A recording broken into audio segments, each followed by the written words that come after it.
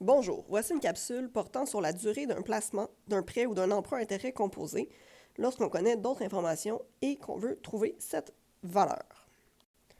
Donc, il est possible de déterminer la durée d'un placement, d'un prêt ou d'un emprunt à intérêt composé en isolant la variable n dans la formule à capitalisation à intérêt composé. Premier exemple. Sandra a placé 12 800 $ à taux d'intérêt composé annuel de 3,1 %. Elle veut savoir dans combien d'années elle aura accumulé 17 000 $. Donc, le montant final espéré est de 17 000 $. Le montant initial est de 12 800 $. On ne sait pas dans combien d'années ça prendra. Et on sait que c'est 3,1 % annuel. Donc, ça signifie que la durée que l'on trouvera, ce sera des ans. Donc, je commence en écrivant la formule. Donc, le montant final espéré, 17 000 $. Le montant initial, 12 800 $. Le taux d'intérêt, 3,1 % annuel, donc 0,031. Et on ne connaît pas la durée.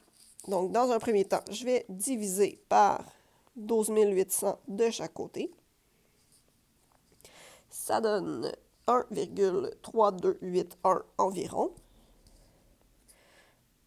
Dans la parenthèse, j'ai 1,031 exposant n.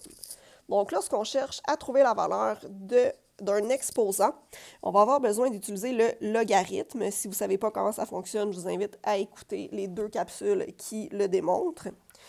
Donc, ici, pour trouver la valeur de l'exposant, je vais faire le log en base 1,031 de 1,3281.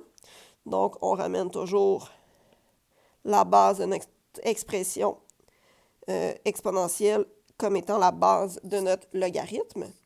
Et par la suite, donc sur la calculatrice, je vais devoir faire log de 1,3281 divisé par le log de 1,031.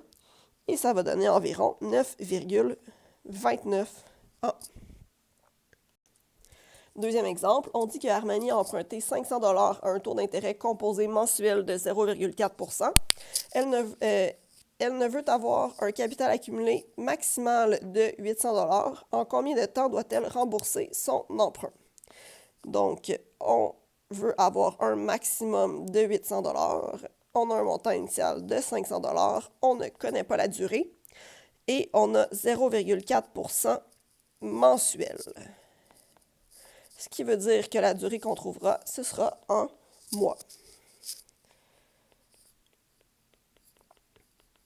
Donc, on commence par écrire la formule et remplacer les valeurs. Donc, le taux d'intérêt est de 0,04, donc 0,04 parce qu'on divise par 100. Et on ne connaît pas l'exposant. Je divise par 500 de chaque côté. Ça donne exactement 1,6. Si jamais ce n'était pas une valeur exacte, on garde 4 décimales. Pour trouver la valeur de n, donc, même chose, je vais utiliser le logarithme. Donc, le log en base 1,004 de 1,6. Donc, je prends la base de mon exponentielle pour base du logarithme.